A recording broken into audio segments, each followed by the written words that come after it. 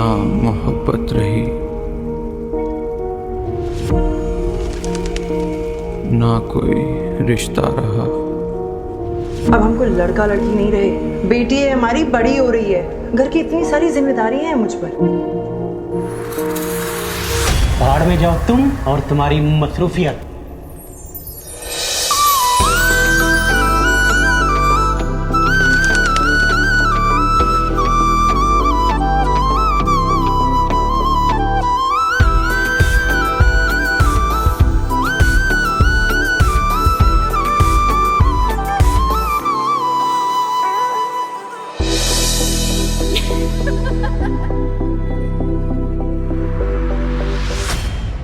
वो मैंने तलाक के कागजात रेडी करवाने हैं।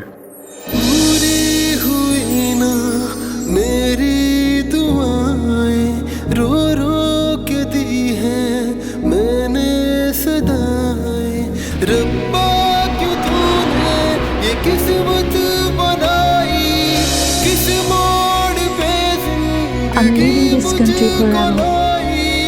अब मुझसे है मेरी रूबी वफा। मुझे लगता है अब हमें अलग हो जाना चाहिए, इसलिए कि तुम मर्द नहीं हो। आसमा इज प्रेग्नेंट। फिर से तन्हा, फिर से तन्हा, फिर से तन्हा हो गया। फिर से तन्हा, फिर से तन्हा, फिर से तन्हा हो गया। Sorry, Kanya. I was not mentally prepared that.